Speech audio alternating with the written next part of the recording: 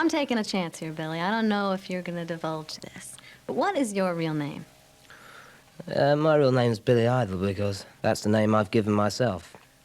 Just Now, like anybody else. Why did you choose what? Well, just like anybody else, my mother gave me my name. Yeah, but I'm not Let me content start with this. that. With what, my name? No, well, it would sound rather weird, wouldn't it? I mean, if I was called Martha, but mind you, I suppose a lot of people probably think that's nearer than Billy to my real name, but I don't care. You can think what you like. Why did you choose that name? Changing a name was part of the fun. It was part of the fun of not denying your past or anything like that, but more like creating your future. In particular, why Idol? Well, around the same time, there's people calling themselves rotten and vicious and scabies and VD and herpes and nasty things like that.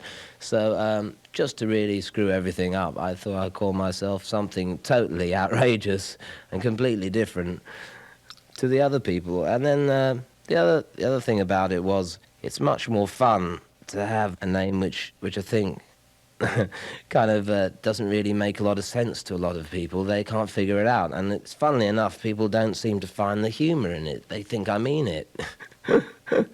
It's so funny. They don't see that I'm making fun of show business. It's a showbiz name.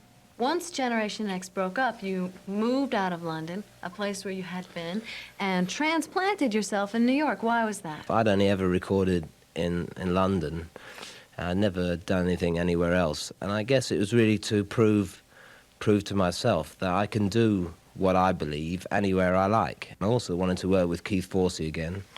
Really, England was like glutted with lots of different things, and it was almost like that's what was happening to me. I'd become glutted with what was around me. You know, you really need to always renew yourself, you know. That's what I've always tried to do, renew myself, always move to somewhere, do something different, try and take a risk. Coming to New York, did you know anybody when you were coming here? Did you just really decide that on your own you were going to come here to New York? Well, no, to a certain extent, I have made contacts here. I mean, I was very fortunate that Generation X were really received really well in the States in terms of a group that never played here, right? I think some of our earlier stuff, like Ready, Steady, Go, was #1 on the import singles charts. I mean, things like that, which might not seem very important to a lot of people, but to me at the time, it was a really great indication that, you know, a lot of people in the States really were actually excited by what was going on in England. I lived in America when I was a very little kid, right? I was 3 years old till I was about 7. We lived in Long Island, Rockville Centre, and then somewhere out in Long Island, you know. My sister was born here, so she could have been an American if she wanted to be, but she became English, which probably is a mistake. I don't know. No, actually, it's probably better to be British because you probably can get in everywhere, you know, just because you can fluke your way through everything. I don't know. When I went back to England, I was the, you know, they called me like the Yank or something because I had an American accent and crew cut. Wait, this crew cut that you have now? Well, this is my outgrown crew cut. When did you decide to make your hair blonde? Don't know, about 75 or something. Was that at the same time that you chose the name Billy Idol? It was all about the same time. So adopting a new look for you was part of that movement, part of that statement. But it was something that I've been thinking of for a long time. I think it's also to do with just wanting an identity of your own, really. I mean, I really don't want nobody telling me what I want to look like, not ever. Can you describe a little bit about those early days when the punk scene was first beginning over in Britain? Yeah. In England, there was a big explosion. There was a sort of influx of new groups, and I was one of them. And the reason it happened is because we forced it upon those people. Record companies and people like that really weren't interested in new people because we weren't financially worth it. I mean, little groups like Generation X and the Sex Pistols and all those people who probably made record companies one way or another some sort of money at the time, you know, weren't seen as any viable future sort of, prospect. When I came to the States and started to record here, I really felt this excitement because I knew that there wasn't anything particularly new happening here for a lot of people who wanted to hear a different type of record or see a different sort of person. So I'll tell you about my guitar, right? Tell you about my guitar that's in the White Wedding video. Now, most people they'll spend hours, they'll take all these sort of precautions to make sure that guitar is absolutely perfect. My guitar doesn't tune up properly. I put stickers all over it. It's broken at the neck. It's really screwed up right. It's a beautiful guitar. It's an Epiphone 1961 or something. It's basically an antique piece, but I couldn't give a crap, right? I like putting stickers all over it. I like it to be smashed up, messed up, grounged up. Why don't you just get a cheap guitar?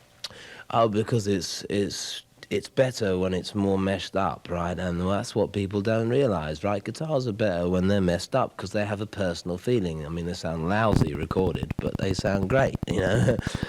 It's what you put forward personally. That's what counts in music. They keep thinking you have to be bloody Mick Jagger or Robert Plant to sing right. I mean, what a load of shit. Mick Jagger can't sing and Robert Plant can. But do I listen to Robert Plant? No, I don't. I listen to Mick Jagger. Why? Because he can't sing and he sounds great, you know, and that's what I care about. I don't know, I don't see rock and roll as some sort of classically orientated music. I really see it as a music which is involved with people. That's why I make the music I do, and that's why that's why we bothered to play. That's why we bothered to tour. Otherwise I wouldn't do it. If I didn't think it was something to do with playing to people. I mean, there wouldn't be any point in touring, you know, we might as well stay at home like Pink Floyd and send a film out, you know. What is your favorite moment in your own recording history? Well, there's a couple of things, but I guess really Dancing With Myself is probably one of the best songs I've ever written, I think. As a type of music that I deliberately wanted to make. I think at the point in terms of Generation X's history, that was probably one of the best things we ever did apart from Kiss Me Deadly. And that's really what I've always tried to do. I've always tried to stick to a sort of a basic of what rock and roll is about, and then try to use modern technology, modern ideas, things which affect me, and then bring it up to date. For instance, like the day that we did do Dancing With Myself in the studio in one day, as a sheer blast of what we really were about. And I think that's kind of really what it is all about. That's really where I knew where I stood. It was the day that, great, could never forget this feeling. And it might not mean much to anybody else, and that's not really, you know, really why I did it, like I say, but as long as it meant something to somebody, apart from just me. Once it means something to somebody, and that's a truth, it's gonna mean something to somebody else. Yeah, well, that's what I kind of think. Particularly when you can communicate that effectively.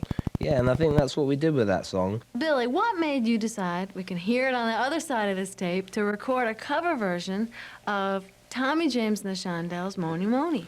You know, it made me think about, you know, a happening time. Well, look, I really decided to record Mony Mony just because I in the park to it for the first time. Now, is that true? Yeah. It is true? Well, in the park, yeah. Well, that's why you decided to record Mony It's Mony? fantastic, considering I was only about 14. This you know what I mean? all aside, this Boy, problem. I wish we could get some really lewd things on this.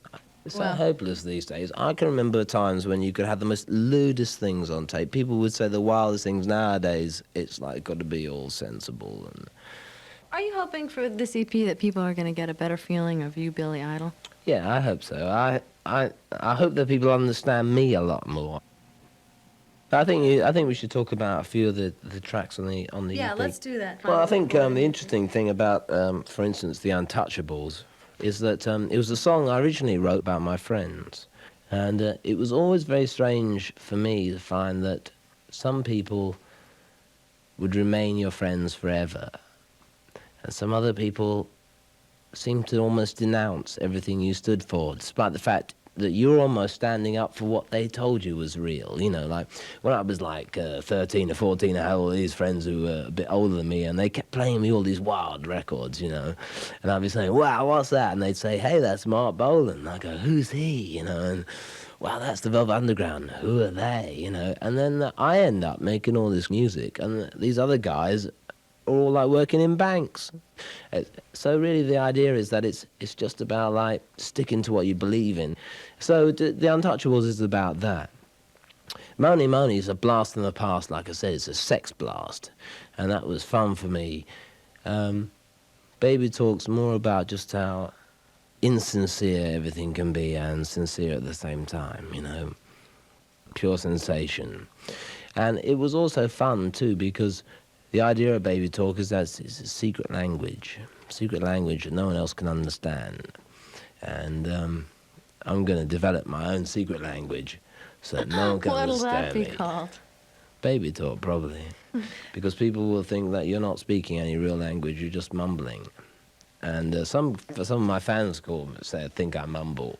That's probably because I'm just developing my own way of talking. Releasing this EP after your album, is this something that you in particular wanted to do at this point in time? Yeah, I like this. I'd like people to hear this EP. Yeah, because well, like I say, it was one of the first things I did when I came to America, and it was done without any regard to any kind of popularity or anything in particular, and that's what really made me feel happy about being here, was that, you know, people felt a natural empathy to it. You know, it wasn't necessarily to do with anything to do with I'd done or someone else had done. It was just to do with this idea. You know, I really wanted them to feel at least that there were people out there that they could be involved with, you know. I think a natural question to ask somebody who appears in any kind of visual format is, what about acting? Do you have any aspirations to move into a different kind of creative flow? I think really music's what I want to do.